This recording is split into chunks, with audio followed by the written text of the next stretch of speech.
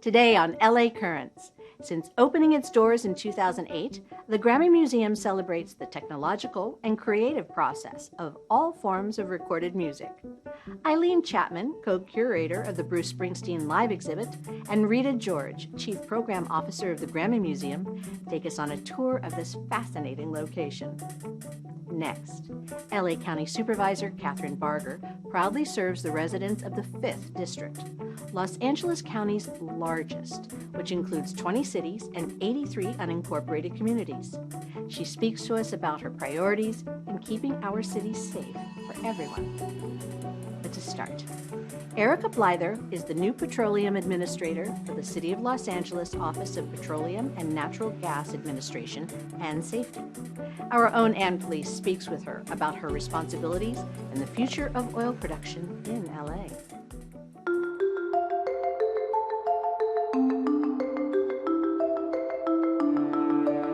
Hello and welcome to LA Currents. I'm Ann Police.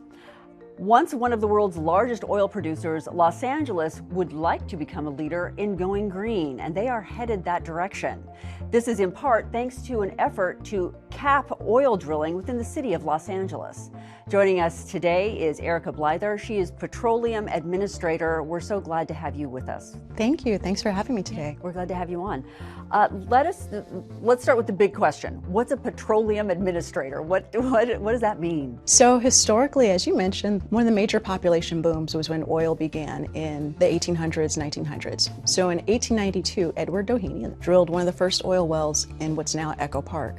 As the city became more developed, they realized they needed to have someone to look at oil and gas leases. So in the 1950s and 1960s, the Petroleum Administrator position was created, and the focus was just on oil drilling. Over time, there was less drilling and production, and so the duties kind of faded away.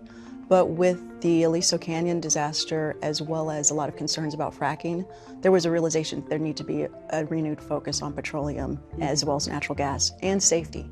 And so this office is the Office of Petroleum Natural Gas Administration as well as safety. And so our goal is really to be in charge of oil information. So it focuses on the drill sites, the pipelines, as well as refineries. It's a lot. Now, looking at your background, you have a bachelor's degree in environmental science and policy from Duke, and then you went on to get a master's degree in environmental occupational health right here in Southern California, Cal State Northridge. You've always been passionate about the environment? Yes, absolutely. So I grew up, I enjoyed doing science and things, and so my parents would buy me like microscopes and things for Christmas gifts, and I love looking at things, and so I always loved science. So I knew I wanted to do something science related. So of course, when I heard about the Earth's crisis, I became more and more concerned about things. So I studied environmental science in school. Really, really happy to be able to apply that to what I do every day. And then working into petroleum and natural gas, is that something that's always sort of been like in the back of your mind, or is that something that is sort of new to you? Like this is where I can really make a difference. I grew up in Los Angeles, and I grew up in what's Windsor Hills, so it's in Los Angeles County. Mm-hmm. But my parents used to actually get royalty checks from the Inglewood oil field. And at the time it was Stocker Resources that operated it. There have been many different oil operators over the time, but oil's always been part of what we lived with. And so I remember driving to Fedco, you'd see the oil pumping up and down. Yep. You'd see the oil jacks pumping up and down, pump jacks. And so just always grew up. And then it was later on I realized what the health effects were. Where I went to school, there were people that had asthma, there were people who had these things. And so there are a large portion of communities of color that live near these oil sites. And so the reasons why I relate to redlining, homeowners loan corporation maps that were done years ago, but still kind of decide who lives where next to what hazards. I had never even thought about that the oil jacking, as you were saying, has anything to do with your health. How are the two related? So there are a lot of concerns about the air quality impacts from oil drilling. Mm-hmm. So the concern is, of course, the oil itself. So oil's petroleum, those are carbon atoms, and some of them make shapes that are sometimes very destructive. So like benzene is a concern. Mm-hmm. While to organic chemicals, those are things that can cause cancer, and so that's a concern for people. Another thing, of course, is the methane that is sometimes released. So when you drill for oil, you get natural gas too. So a lot of times oil and gas go together. But that natural gas, if it leaks, that causes a lot of environmental concerns. So methane is a much more potent greenhouse gas even than carbon dioxide. Some speculate as much as 84 times as powerful.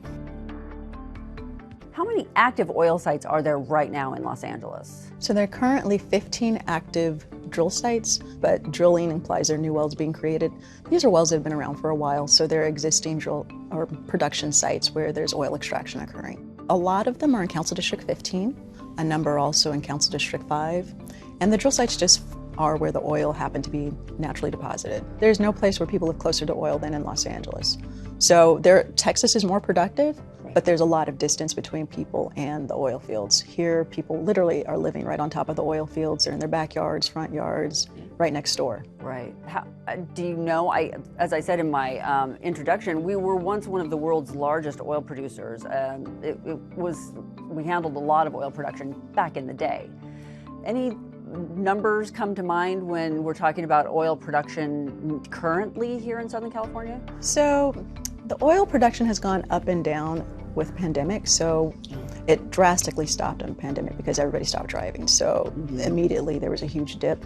But numbers approximately about 7,500 barrels per day of oil are produced, which sounds like a lot, but when you look at Texas, it's about 4.4 million barrels a day. Oh. So it's a very de minimis amount. Right. But I believe approximately 31% of the oil that's produced in California goes to the local refineries. So it stays here? It stays here. Yes, the oil that's produced here stays here. We also import quite a bit to be refined. So what are your thoughts about the state of California going to electric cars? That would diminish the need for oil, very, very quickly. They're talking, 2035 is when they would like to, which is, obviously a ways off, a lot can change. But what are your thoughts when you hear things like that? Is that a solution or is that just more problem? I think it's a potential solution. I think it has to be done in a way that makes sense. So it has to be affordable to everyone, it has to be reliable, and we recently had the whole power grid system, and so if every car is electric, it's something to consider. How will all the cars manage to function? Some things are not going to be able to be electrified quickly. So for example, planes are not going to go to electricity anytime soon, so there's still going to be a need for oil for at least a few different types of specialized operations.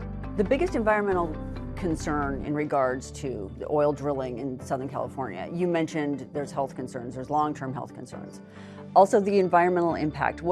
Talk a little bit more about that. How does drilling for oil affect our environment, short-term as well as long-term? Right, so my office did a health report in 2019 and it surveyed all the health available information that was available at that time. And since that time, there have been a lot more local health studies confirming that there's a huge impact on communities and people who breathe that air. So asthma, headaches, nosebleeds, as well as long-term conditions with just affecting health.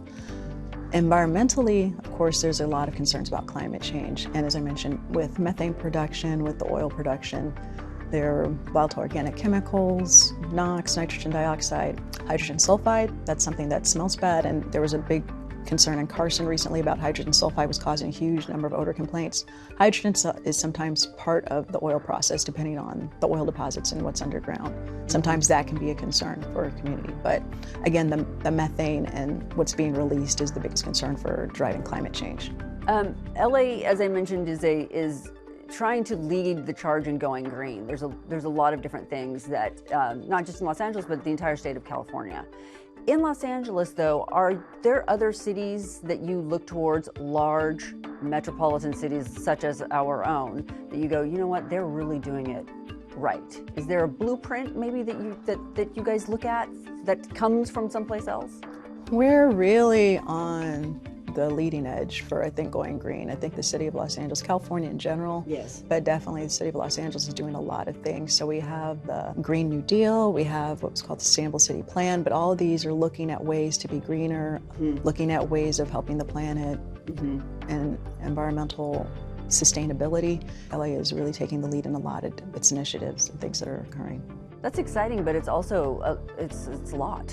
It's a big responsibility. It's like it would be much nicer if there was someone who was really doing it well, and we could just kind of sort of take those ideas. In the meantime, folks who have questions and want more information can log on to the website. You see it there on the screen. It's dpw.lacity.org, and they can find everything they need on there until your new website shows up. Yes. Erica, thank you so much for joining us. Thank It's been you. a pleasure having you. Thank you so much for taking the time. Really appreciate being here.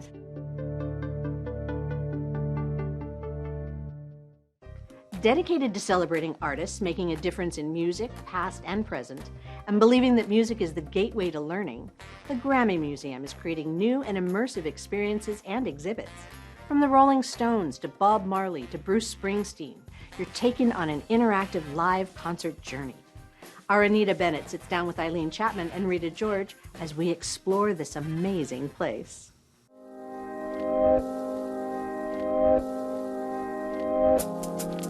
The Grammy Museum here in downtown Los Angeles offers visitors a look at the history and the winners of the Grammy Awards. Now, this museum is filled with music artifacts, and each year it welcomes visitors from around the world. Now it's getting even busier thanks to Bruce Springsteen and the E Street Band. Joining us now to discuss this museum and the exhibit are Rita George, you are the Chief Program Officer here, and Eileen Chapman, you're the co-curator of Bruce Springsteen Live. Yes. Yeah, thank you so much for having us. Welcome. Thanks for being here. Yeah, this is exciting. So, Eileen, tell us a little bit about this exhibit. Sure. So Bob Santelli, who was the founding executive director here at the Grammy Museum, came up with the concept of actually creating an exhibit based on a live concert experience. And to the best of his knowledge, it's never been done before.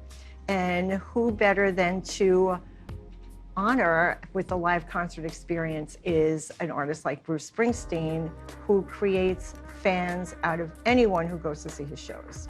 Interesting. Rita, the exhibit is pretty extensive. How long did it take to make it happen? The team working with Eileen and Bob, it took about 1.5 years. It really starts from an outline of an idea, and in this case, Bob was saying, let's celebrate Bruce as this incredible live performer, and then from there, we sort of fill it in as we go along. And when we travel it to other cities, which this is its 3rd stop, we also try to localize it and bring in fans, especially for something like this, where we're celebrating the incredible live shows of Bruce Springsteen. So it's a pretty great experience, and we're thrilled to have it up. Nice. Was Bruce at all involved in this exhibit? Yes, so Bruce and the E Street Band were all involved. So we have stage clothing and instruments from each of the E Street Band members and from Bruce. Going through Bruce's clothing was fun. You know, we've also gone through Bruce's set list. So we have an interactive component here where the visitors get to create their own encores to different Springsteen shows. Nice. And Rita, what are some of the other exhibits that have been big hits with fans? Oh, well, gosh, the first few that come to mind, and most recently, Whitney Houston. We had an exhibit not long after her passing that we really celebrated her legacy. It was very moving. We did an incredible Sinatra exhibit to celebrate what would have been his 100th birthday, worked closely with the family as well.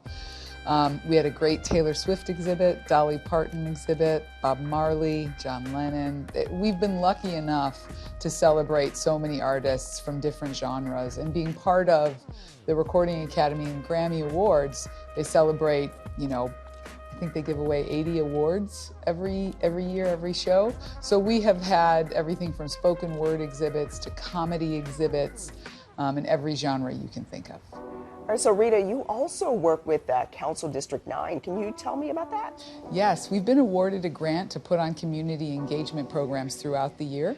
So we've just begun, and we will have upcoming programs for families, for aspiring musicians. We have education programs that will specifically spotlight the artists from the area, as well as hopefully inspire the next generation. So we have workshops throughout the school year, as well as summer programs, including what's called Summer Session and Grammy Camp, 2 of our marquee programs, where they're longer weeks. They're a week, sometimes 2, depending on the program. And we've just launched our campaign for music education. And our goal here is to raise enough funds so that all of our education programs and all admission for people 18 and under are free. So we're working on that, and they're lucky enough to have some amazing artist ambassadors, including Bruno Mars, Dua Lipa, Shawn Mendes, Rosalia, and LA's own Billie Eilish, who actually has gone through our education programs. What? It's amazing. She and her brother Phineas came here for our summer session program. Gosh, probably about 6 or 7 years ago. It's been a while, and they have been wonderful supporters of the museum and have really stepped up to help us launch this campaign. Well, you've actually helped them with their careers as well. Well, right? gosh. That's a good point. It's a great relationship. They're wonderful people, and they're really great. All of the artists who are helping us with this outreach have just been great. And whether it's something like an exhibit, of which Bruce and members of the E Street Band have helped, they all contribute to what we're trying to do, which is really about that community engagement at every level. So we're grateful to them all, including you, because you help us. Well, thank you. Yeah. And you have some programs that actually help aspiring musicians or up-and-coming musicians of color. Can you talk to me about that? I would love to. We have launched the Quinn Coleman Scholarship along with Miss Deborah Lee and the family. Miss Lee we've known for years. She's the former CEO of BET, and she wanted to create a scholarship in honor of her son, Quinn. So this year we just launched it, and the idea is that we work with universities in 5 cities around the country: Los Angeles, Miami, Atlanta, New York, and Washington, D.C. And we have scholars who will apply and be interns in those 5 offices of the Recording Academy. There are 12 chapter cities of the Recording Academy, and we've picked these 5 to work with local students at universities there, and they'll have a chance to intern, as I said, for about 6 months, but also as part of this scholarship, we'll also do financial planning, mental health awareness and support, as well as give stipends for books, for professional development, so you can buy an interview outfit, those sorts of things. We really want to help the next generation of Black and brown creators get that opportunity, perhaps, that we can help open a door for. Wow. So the exhibit, you do have to pay to come see it, Yes. but are any local folks able, like students or anything, able to come and see it for free? Yes, what we do, if there's outreach from a school that is interested in coming and perhaps they can't afford to either get here by bus or the admission fee, we'll figure out a way to get them in. What different genres of music have you had exhibits? Is it everything or just rock and R&B? It's a little bit of everything, and there have been really proud moments over the years where I'll stand upstairs on our 4th floor and look around, and at one point we had a Cheap Trick exhibit, which was next to a Tupac exhibit, which was next to a Andrea Bocelli exhibit, and it all worked. And it was a moment of time, and I just walked around and thought, this is incredible that we get to celebrate all these genres of music, and it gives us a real ability to reach out to a wider audience. Now with our Latin music gallery, it gives us just another level of accessibility for folks. And we are also making sure that all of our exhibits are in Spanish. We're working on Portuguese and other languages as well. It's really amazing to me that it takes that long to put an exhibit together. There's just so much material to go through to create just the right look that will engage not only visitors, but be able to tell the story concisely. And when you say that you are celebrating Latin artists, how involved are they? Thus far, again, as a relatively new gallery for the museum, we have our Spotlight exhibit right now features Marco Antonio Solis, part of the legendary band Los Buques. We work directly with Marcos. He actually lives in LA part-time, so we were able to go to his archive and work with him, and then his team worked with us over the course of the pandemic. That was one that we curated as well. Our next exhibit that we have spotlighted there, the artist actually does not live in the United States. So it's very interesting to do this, across the world, but it speaks to how we can engage now through technology, and we love it. We'll take every opportunity to do it. Well, Rita, if people want to visit this exhibit or the museum in general, how do they get more information? They can go to our website. They can buy tickets in advance. We're at GrammyMuseum.org, or follow us on all the social channels as well. Well, ladies, this has been a pleasure. Thank you so much for having us, Rita George and Eileen Chapman. And this is it's pretty amazing. Thank you. Thank you. Thanks for the so time. much. We appreciate it. And thank you, Eileen, for all the great work. It's my pleasure. LA County Supervisor Kathryn Barger began her career in public service as a college intern and has since dedicated herself to representing the residents of Los Angeles County. She's an advocate for services and programs to improve quality of life, and she is committed to keeping our neighborhoods and communities safe. She speaks to us about the importance of creating a better LA for all.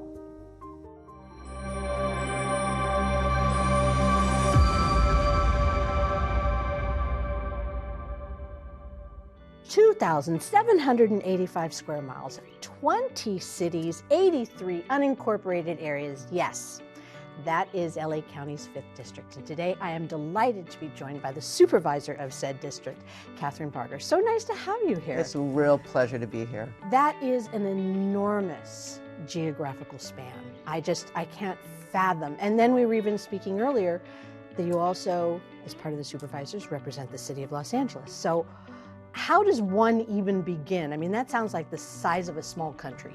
So, well, first of all, yeah, little known fact that all 5 supervisors represent the city of LA. All of us, I think it's the only city in LA County that gets all 5 supervisors representing them. If you really look at the county, we are basically the mayor and the city council for the unincorporated areas. Mm-hmm. All my cities have elected representatives. The cities vote for us to get into office, but we collaborate with the cities and their elected officials. So it's not insurmountable. It sounds like a lot, but in fact, I love the diversity. I love the fact that up in the Antelope Valley, the issues that are plaguing that area are different than what's going on in the East San Gabriel Valley. So it keeps me on my toes. In LA, one of the huge concerns, both in the city and in the county, is homelessness. And recently, you took some of these discretionary funds, $2.3 million, to deal with it. So what is it that you were hoping that could do, and what has it done? Well, I allocated $2.3 million for the 5th district through my discretionary funds, or our discretionary funds. Correct. They're not mine. Right. And that is for teams that are going to go out and do outreach. And there are both a host, which is law enforcement focused, but also with LASA, outreach workers that connect with services and housing. And I felt it was important. We're going to have 5 teams. One is going to be roaming throughout the entire 5th district. The purpose is really to do full-on, intense outreach in areas that we know the homeless congregate. It doesn't take a genius to know they're on our rail systems and on our transit systems, but they're also hanging out in our libraries during the day. So these teams are going to focus on developing relationships with those that are homeless and really push services as well as housing. And I'm hoping that doing this is going to show goodwill with the cities, because they're frustrated. They feel that it's gotten worse, and it has gotten worse. And I think that COVID has exacerbated it. I think COVID truly was the final nail as it relates to really the number of people that are on our street. And I don't think it has to do with housing alone. I think it has to do with mental illness and also substance abuse issues. And yet in the county, we are the safety net. We have mental health beds, and we're continuing to provide the care, but those beds are full. And then complicate it with adolescents. We don't have enough beds for the adolescents who have a whole different standard of care as it relates to being hospitalized for mental health crisis. So let's move into the adolescent crisis. I mean, there's also the issue of fentanyl, and it's such a tragic nightmare taking place. And I know that is another issue that you are extremely cognizant of. And how can you, as a supervisor, combat that? You know, I got an education from a grieving father who lost his son. And I said, overdose. And he said, it's not an overdose, it's a poisoning. And he was absolutely right. This is not young people overdosing, this is young people taking a pill that they buy on the street that they think is, an innocent pill that's going to make them feel high. And they don't realize that it's laced with fentanyl. And there is no quality control when you're buying pills off the street. And it's heartbreaking. It is heartbreaking. And that is my largest fear, because these are not kids that need to go into treatment. These are kids that are experimenting. And for many of them, it's the first time. And so what are we doing in the county? We're providing Narcan to all school districts and making that available and training the schools on how to administer that. And for those that don't know what Narcan is, that will affect those that are overdosing and actually save their lives. And they think they're buying something that is a narcotic. They have no idea what it's laced with. It was not that long ago, well, it was long enough ago. But I think when you're young, you think you're invincible and you think it's not going to happen to me. I get it. When I was young, I wanted to jump out of an airplane. Now, you couldn't pay me to do it. I think that as you get older, you realize just how vulnerable you are and how precious life is. When you're young, though, you think it's not going to happen to me. So what are we going to do? We're going to do education, but we're going to do education at a level that's going to be a peer-to-peer education, because if I did a commercial trying to tell someone not to do it, it's, you know... Sound like the Snoopy it's teacher. A parent, yeah.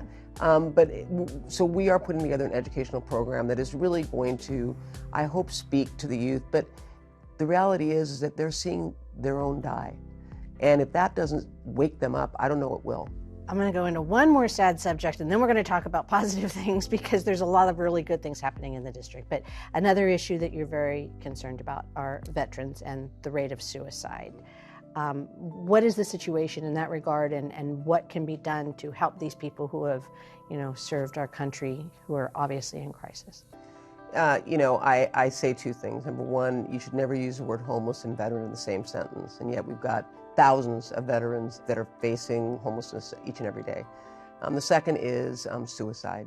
They gave their all so that we could be here speaking our mind and our freedom. And they come back and they face a lot of obstacles, and many of them are committing suicide. So we put together the first of its kind suicide prevention program here in the county, and we are going to look at what do we need to do to support our veterans so that we don't have a high suicide rate. We owe the Vietnam vets a lot, because they truly didn't get the welcome they deserved coming home. And I think it taught us that we as a country need to do better. And so I always make a point of especially thanking Vietnam vets, but also acknowledging that they really did make a difference for those that are coming home now. And we embrace them and thank them for their service. Lots of wonderful things happening in the district. What are some of the things that you have been really joyously able to participate in? Wow, I have to say that in the county, there's always something going on. And I think with COVID, hopefully in the rearview mirror, we have a lot of nonprofits that are once again opening up and raising money. And I have a soft spot for Children and Family Services. And so I've been going to a lot of galas that are supporting raising money for Sycamore's 5 Acres, Hillsides, out in Santa Clarita Valley, Homes for Life and Homes for Families, doing homeless services. So I've been busy really kind of getting back into that. I'm also looking forward to, as we approach the holidays, we're getting ready to do a foster event for foster families at Magic Mountain, which we do every year around Christmas time. And the park opens up for foster children to come with their families, and we give out gifts, etc. So this time of year, we're getting ready for the holidays, and it feels good post-COVID to be able to really look forward to some fun things ahead of us. Speaking of ahead of us, so many spotlights on the idea that it was an all-woman Board of Supervisors. How has that been? How has the communication been? Do you think the Board of Supervisors has been altered, changed, enhanced, or has it just been people with their head down really making sure that everything is as well as it can be for the county? It's been exciting to be really the first all-woman board. When I started with the county, I was working for a supervisor, and we had 5 men. So we've come a long way in 35 years. And I do think women are wired differently, and so they approach problems in a far different way. It doesn't mean that men do it, are not any better at it, but it's just different. This has been such an enlightening and interesting, and I wish we had more time, opportunity. I hope you will come back and tell me all the things that are moving forward. Absolutely, it would be my pleasure. This has been really enjoyable. Okay. Thank you. And if people do want to get some more information about you and about District 5 and about what's happening with the county at large, what's the best way for them to find out? They can go to kathrynbarger.lacounty.gov and sign up for my newsletter, or we've got an area where you can write in and we will get back to you. All right, more to come. And that's a wrap on this LA Currents.